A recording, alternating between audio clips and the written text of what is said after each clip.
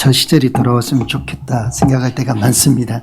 우리 학생들 보면서 꿈이 없고 어디로 튈지 모르고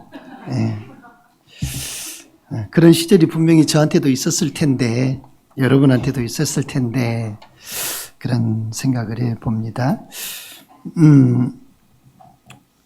사랑하는 여러분, 모든 일들에 있어서 균형을 잘 유지하는 게 굉장히 중요합니다.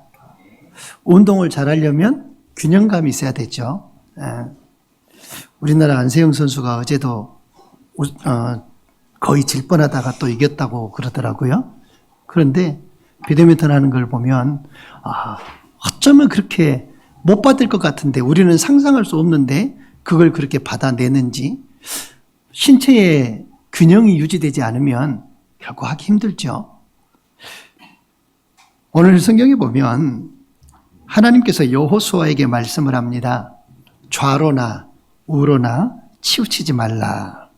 그리하면 내가 어디로 가든지 형통하리라. 이스라엘 백성들을 애굽에서 종살이 가운데 이끌어냈던 그 모세가 죽고 새 지도자인 여호수아가 광야에서 가나안으로 들어가려고 하는 그 순간입니다. 두려움과 불안이 가득할 때 하나님은 놀라운 약속을 여호수아에게 주지요. 내가 너와 함께하리라.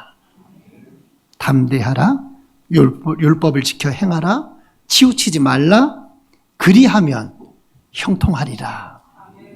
이 말씀은 단순히 여호수아 한 사람 개인의 성공을 위한 말씀이 아니에요. 궁극적으로는 예수 그리스도께서 우리의 죄를 대신 지시고 그 구속함의 모든 것들을 완성하시려는 그 하나님의 역사 속에 주어진 말씀이라는 것이죠. 여호수아가 이스라엘 백성들을 인도해가는 그 가나안 땅은 그냥 단순한 땅이 아니에요. 단순히 그냥 살기 위한, 백성들이 살게 하기 위한 그런 땅이다, 그런 개념이 아닙니다. 굳이 살게 하려면 광야에서 40년을 먹이고 입히고 살렸으니까 그냥 광야에서 살게 해도 돼요. 그렇죠? 하나님의 능력으로. 굳이 가나안까지 데리고 가실 이유도 없단 말이에요. 그런데 가나안이라고 하는 그 땅으로 그 백성들을 인도하시는 하나님은 어떤 하나님이시냐? 바로 그 가나안 땅이 하나님 나라의 모형이요, 예수 그리스도 안에서 완성될 영원한 하나님의 나라를 미리 보여주시는, 우리가 영원히 누리게 될 그 나라를 미리서 경험하게 하시는 그런 의미에 있어서 가나안 땅이라는 것이죠. 오늘 이 성경 속의 이야기는 단순히 옛날 이야기나 역사 속의 이야기나 도덕적인 교훈이 아닙니다. 예수 그리스도의 십자가와 부활 안에서 우리들이 어떻게 살아야 될 것인가를 말씀하는 것이죠. 우리는 주님의 주권 아래에서 살아간다는 믿음을 가져야 합니다. 영적인 것만 중요하다고 여기는 영지주의자들은 육체는 악하다라고 했습니다. 악하다라고 여겨서 육체는 거들떠 보지도 않아요.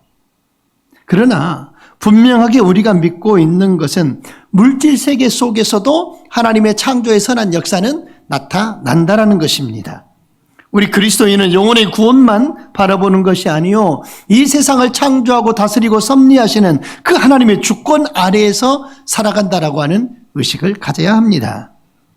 다시 말하면 직장생활, 공부, 경제활동 모두 다 하나님 아버지 앞에서 선한 행위가 되어야 한다는 것이죠. 청소년은 그저 단순히 대학을 가기 위한 수단으로 공부하느냐? 제가 오늘 점심 먹다가 물어봤어요. 학교를 어디 목표로 공부해? 무슨 과를? 제일 처음에 학교를 물어보지 않았어요. 무슨 과 가려고 공부해? 물어봤더니 도연이는 전자공학, 그리고 민재는 전기 이야기하더라고요. 둘 다 이과더라고. 그래서 학교는 물어봤더니 되는 대로 가려고요. 대답이. 시험 보고 성적 맞춰서 가려고요. 그쵸? 내가 원하고 바란다고 해서 아까 원하고 바라고 기도합니다. 하나님 저 서울대학교요. 원하고 바라고 기도한다고 해서 서울대학교 다 가냐? 다 가면은 광주는 어떡하고. 그렇잖아요. 예. 원하고 바라고 기도한다고 해서 다 서울대학교 갈 수 있는 건 아니에요. 내가 원한다고 해서. 그게 아니라 누구의 꿈과 맞아야 돼요? 하나님의 꿈과 내 비전이 맞아야 된다는 거예요. 만약에 하나님의 뜻이 여러분을 서울대학교 보내는 게 하나님의 뜻이 있다면 하나님이 가게 하실 거예요. 예. 아멘? 여기는 다 우리 화순 땅을 지킬 거야? 예. 여러분, 그저 대학을 가기 위한 수단으로 공부하는 게 아니라는 겁니다. 여러분이 수학 문제를 풀고 여러분이 영어 문제를 풀고 한 모든 것들도 결국은 창조주 하나님께 영광을 돌릴 수 있는 일이라고 하는 사실 속에서 공부해야 된다는 거예요. 그러나 반대로 물질만 쫓아가고 예배와 말씀을 가볍게 여긴다면 그야말로 좌로 치우치든 우로 치우치든 치우친 삶이 될 수밖에 없다는 것입니다.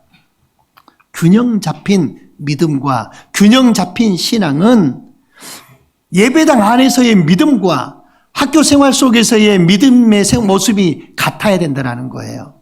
교회 안에서의 우리 성도들의 삶과 사회 속에서의 삶이 같을 때 그게 비로소 균형 잡혔다라고 말할 수 있는 것입니다. 사도 바울은 이렇게 이야기했습니다. 언약 백성의 하나님의 약속의 백성의 정체성에 대해서 말할 때 빌립보서 3장 20절에 바울은 뭐라고 말하냐면 우리의 시민권은 하늘에 있다라고 말했습니다. 우리는 화순 군민이잖아요. 그렇죠? 우리는 군민이에요. 그렇지만 화순 군민이지만 하나님의 나라의 거룩한 백성된 시민권을 우리들이 소유하고 있다라고 하는 의식을 가지고 언약 백성답게 믿음의 사람답게 살아야 된다는 겁니다. 구속사적인 관점으로 보면 구약의 성도들이 약속의 땅인 그 가나안을 보고 살았듯이 우리는 예수 그리스도의 십자가와 부활로 이미 열려진 그 새하늘과 새 땅을 바라보며 살아야 한다는 겁니다. 그와 동시에 하나님은 우리들에게 이 땅에서의 삶을 통해서 학교, 가정, 일터 이 모든 것들을 우리들에게 예비하시고 허락하셨죠. 우리의 시민권이 하늘에 있으니까 이 땅의 삶을 그냥 그저 그렇게 대충 살고 내가 죽으면 하나님의 나라에 가면 되냐? 그게 아니라는 거예요. 이 땅에서 마치 하나님의 백성처럼 하나님의 백성답게 그렇게 믿음의 모습, 본을 보이며 살아야 된다는 겁니다. 다니엘이 바벨론의 총리로 나라 일을 충성스럽게 감당했듯이 우리도 직장인으로, 부모로, 학생으로 최선을 다하는 삶이 하나님 나라의 백성된 삶임을 잊지 마시기를 바랍니다.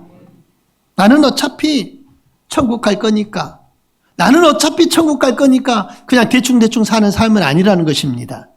나는 어차피 하나님 나라 갈 거니까 그저 그냥 주어진 대로 그냥 시간 가는 대로 흘러가는 대로 그렇게 살아서는 안 된다는 거죠.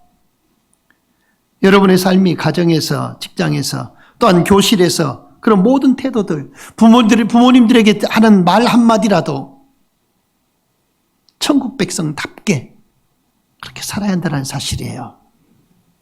균형 잡힌 신앙은 미래의 천국의 소망과 현재의 삶을 함께 붙들고 살 때 완성되어집니다. 사랑하는 여러분, 우리의 신앙의 핵심은 저를 한번 따라서 해봅니다. 오직 은혜. 오직 은혜. 자, 오늘 라틴어 한번 배워봅시다. 솔라 그라티아. 네, 솔라 그라티아. 오직 은혜라는 말입니다. 오직 은혜. 우리 신앙의 가장 핵심은 오직 은혜입니다. 우리가 구원받은 것도 은혜입니다. 우리가 이 하루를 살아가는 것도 은혜입니다.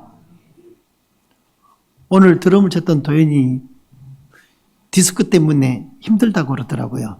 밥 먹으면서 별 이야기 다 하죠. 예, 디스크 때문에 힘들다고 그러더라고요. 그래서 드럼을 칠 수 있을까 모르겠다고. 그래서 내가 쳐라 그랬어요. 예, 치고 드럼 친 다음에 서 있든지 하라고. 공부할 때 자세가 나빠서 뭐 디스크가 오는 것 같다. 이미 지들이 다 알아요. 왜 온 건지. 모르는 게 아니고 다 알더라고. 자세가 나빠서 그런 것 같다고. 그럼 고쳐야 할 거 아니에요? 그죠? 자세를 고치면 돼. 그 디스크 이야기가 나와서 디스크 치료 잘해야 된다. 저도 디스크를 걸려본 경험이 있으니까. 하반신 마비가 됐다라는 얘기를 해주니까 놀래더라고, 비로소. 저는 그런 경험이 있거든요.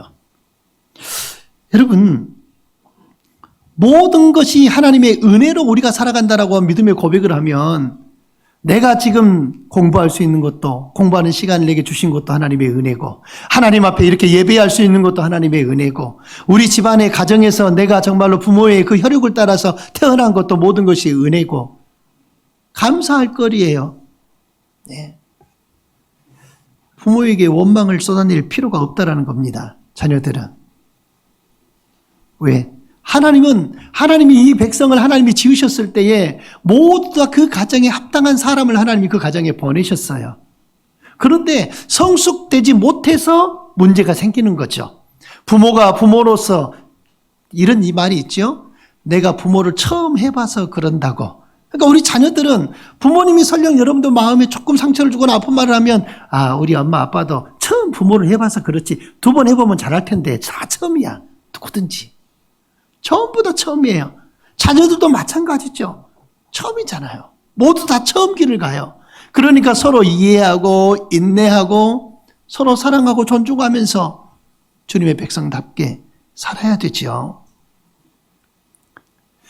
우리는 하나님의 자녀로 말미암아 은혜 받은 그런 삶을 사는 것. 은혜 받았다고 해서 아무런 노력 없이 사는 것이 아닙니다. 바울은 골로새서 1장 29절에 내 속에서 능력으로 역사하시는 하나님의 역사를 따라 힘을 다하여 수고하노라 라고 골로새서 1장 29절에 말합니다. 그러니까 하나님의 능력이 자기 안에 나타나서 그 능력대로 역사하는 삶을 살지만 바울은 그래도 내가 힘써 행하였다라고 말해요. 예? 하나님이 우리의 앞길을 인도하시니까 아무런 그냥 관심 없이 그저 나를 인도하신 대로 이끄신 대로 나를 맡기고 그렇게 사는 게 아니라 최선을 다해서 공부하는 학생은 열심히 공부해서 더 낫게, 더 나은 성적으로 하나님께 영광 돌릴 수 있게 그렇게 살아가는 것. 직장인은 직장인의 삶을 더 최선을 다해서 살아가고 우리에게 맡겨주신 대로 최선을 다하는 겁니다. 여러분, 은혜와 수고는 대립되는 게 아니고 균형을 이루는 거예요. 은혜를 받은 사람은 함께 수고를 행합니다. 그건 은혜 받은 사람만 알 수 있어요. 은혜 받지 못하면 수고하지 않아요. 힘쓰지 않아요. 그러나 은혜 받은 사람이라면 당연히 수고하게 돼 있어요. 봉사할 때, 직장에서 땀 흘릴 때, 공부할 때, 내 힘만으로 하는 게 아니라는 겁니다. 십자가의 그 은혜 아래서 힘을 다하는 것이죠. 여러분, 신학교 때 그런 분들이 간혹 있었어요. 시험만 볼 때만 되면 그냥 별로 풀지도 않고 시험지를 냅니다. 그리고 신학생들 가운데 공공연하게 하는 말이 있었어요. 무슨 말이냐면 은혜 점수. 은혜 점수. 교수님이 은혜를 베푸실 거야. 예. 사역하느라 신학생들은 전부 다 교회 사역을, 지금은 이제 신학생들이 교회 사역을 덜 합니다만은 과거에는 신학생들이 전부 다 교회 가서 사역을 해야 됐어요. 전도사로. 그리고 전도사로 사역하다 보면 공부해야지, 주말에는 교회가 전도사 사역해야 되지, 이렇게 하다 보니까 시간이 많이 없잖아요. 그러니까 시험 때만 되면 좀 많이 괴롭죠. 그러니까 무슨 상황인지 다 알아요. 그러니까 은혜 점수. 그러니까 교수님들한테 교수님이 이렇게 시험 범위를 딱 말해주면 은혜 점수 좀 많이 주세요. 교수님들이 막 화내요. 공부를 해야지 은혜 점수 주라고 한다고. 그 나중에 보면 은혜 점수를 주신 분들이 있어요. 여러분, 우리가 은혜로우니까, 하나님은 은혜로운 하나님이시니까 내가 이거 하지 않아도 하나님은 그냥 은혜를 베푸실 거야. 그건 아니라는 거예요. 하나님은 우리의 모든 삶 속에서 그저 주세요만 하고 있는 게 아니라 정말로 하나님 아버지 앞에서 우리가 그걸 받아 누릴 만한 실력이 부족하면 실력을 키우고, 그렇죠? 능력이 부족하면 능력을 더 키우고, 운동선수들이 왜 운동을 그렇게 최선을 다해서 죽을 힘을 다해야 합니까? 더 나은 실력과 더 나은 능력을 만들기 위해서잖아요. 그 순간에 대처할 수 있게 하기 위해서. 그저 가만히 있으면 되리라? 아니요. 그저 가만히 있으면 하나님이 알아서 해결해 주시리라? 아니요. 그건 한번 따라서 합시다. 그건 게으름이다. 아멘? 그건 은혜가 아니라 게으름인 거예요. 은혜를 반대로 인정하지 않고 자기 힘만 믿으면서 달려가다 보면 결국 지치고 좌절하게 됩니다. 그래서 우리는 우리의 노력과 하나님이 베푸신 그 은혜가 균형이 잘 맞아야 돼요. 그때 파워풀하게 시너지 효과가 나타나는 거예요. 주님께서는 바리새인들을 꾸짖으시는 것을 봅니다. 겉은 모양은 회칠한 무덤 같다. 속은 더럽다라고 그렇게 말을 했어요. 형식은 중요하게 여기고 내면의 삶은 전혀 중요하지 않게 여겼던 그 바리새인들. 그들을 향해서 겉과 속이 너무 다르다라는 거예요. 겉은 번지르르해요, 무덤이. 그런데 안에는 뭐가 있어요? 시체잖아요. 무덤 안에 있는 건 시체밖에 없죠. 그러니까 아무리 겉을 번지르르게 해나가봤자 필요가 없잖아요. 내면이 더럽기 때문에. 균형 잡힌 신앙은 누구 앞에서, 사람 앞에서 보이려고 하는 경건이 아니라 하나님 앞에 드려지는 중심인 줄 믿습니다. 그래서 우리는 우리의 모든 삶 가운데, 우리의 모든 믿음의 모습이 세상 가운데 드러나기 때문에 외모의 단정함도 매우 중요하다라는 거예요. 내면도 중요하고 겉으로 나타나는 모습도 중요하고, 내면에만 사람만 소중하게 여긴다면 겉으로 드러나는 모습은 아무렇게나 해도 상관이 없다? 그건 아니에요. 내 안에 내면의 사람이 중요하듯 나의 겉사람도 중요합니다. 그래서 아름다운 모습을 어느 누구든지 보든지 갖고 나가는 것, 속사람과 겉사람의 균형을 이룰 수 있어야 합니다. 우리 청소년들이 많이 하는 SNS, 인스타그램, 페이스북, 또 여러 가지 많이 있죠? 요즘 카카오톡도 많이 인스타그램 닮아서 바뀌어가고 있잖아요? 이런 모든 것들이 많아요. 그런데 그 안에서 자기 자신만 멋있게 보이려고 하는 그런 모습을 꾸미느라 애를 쓰고 내 안에 내면은 텅텅 비어버린 사람이 된다면 그건 어느 누가 봐도 다 알 수 있는 것이거든요. 내 안에 내면까지도 치우치지 아니하게 좋은 사람, 멋진 사람으로 만들어갈 수 있기를 바랍니다. 예. 겉모습은 단정하고 동시에 말씀과 기도로 여러분 안에 내면을 채워가야 합니다. 균형 잡힌 신앙은 하나님이 보시는 마음의 성결과 그리고 사람이 보는 삶의 단정함이 있을 때 함께 세워지는 줄 믿습니다. 사랑하는 우리 모든 새생명 가족 여러분, 특별히 오늘 본문은 이렇게 말하지요. 마지막에 어디로 가든지 형통하리니. 어디로 가든지 형통하리니. 형통의 길을 이야기하고 있어요. 형통이 뭐예요? 무슨 일을 하든 어떤 일을 하든 잘 되어지는 것이 형통이잖아요. 그런데 이 형통의 길을 말하는데 형통이 돈만 많이 벌고 아니면 성적만 많이 오르고 사람이 높은 자리에 올라가는 거 그게 아니라는 겁니다. 형통은 주님과 함께 하는 것이 형통이에요. 주님과 함께 살아가는 것이 형통이에요. 좌로나 우로나 치우치지 아니하고 주님이 말씀하시는 그 십자가의 길과 주님과 함께 동행하며 성령의 인도하심을 따라서 말씀에 순종하며 따라가는 길이 형통의 길입니다. 천국의 소망과 이 땅에서의 삶에서 균형을 잡고 은혜와 수고 속에서도 균형을 잡고 내면과 외면 사이에서도 균형을 잡고 항상 좌로 우로 치우치지 않고 어느 한쪽만 생각하고 어느 한쪽만 추구하고 그렇게 나가는 삶이 아닙니다. 여러분이 언제 어디서든 말씀의 길에서 벗어나지 않고 십자가를 바라보며 나아갈 때 하나님은 이미 약속하셨습니다. 내가 어디로 가든지 형통하리라. 이 여호수아 1장 7절의 말씀이 여러분의 그냥 심령에 그냥 깊이 새겨졌으면 좋겠습니다. 좋은 말씀이잖아요. 내가 형통하리라. 이것보다 더 좋은 말씀이 어디 있어요? 그렇죠? 형통하리라. 그런데 분명히 치우치지 말라고 말하고 있어요. 내면과 외면이. 우리의 영적인과 육적인 모든 것들이 치우치지 않아야 합니다. 사랑하는 여러분, 우리는 모두 다 결단할 때 있죠. 매 순간순간이 결단입니다. 진짜 형통은 대학 합격증에 있는 게 아니에요. 대학교만 들어갔다고 해서 끝나는 게 아니기 때문에요. 오히려 대학에 안 가는 경우가 좋을 때도 있어요. 살다 보면 그냥 대학에 안 간 것이 나았겠지. 이런 삶을 고백할 수 있는 때도 와요. 가야 될 사람은 또 가야지요. 모든 것이 다 그것만은 아니라는 거예요. 정답이 거기에만 있는 게 아니기 때문에. 우린 살아가는 삶 속에서 신앙에 아름다운 결단이 있어야 합니다. 하나님의 사람은 늘 결단해야 합니다. 더 이상 우리는 예배의 자리를 가볍게 여기지 않아야 되고, 나는 공부하는 일에 있어서도 하나님의 자녀로 의식하며 정직하게 공부해야 하고, 나는 세상 앞에서 내 신앙을 당당하게 드러낼 수 있는 사람으로 살아야 하고, 나는 무엇보다 예수님과 함께 동행하는 삶을 선택하는 그런 결단이 여러분에게 있기를 바랍니다.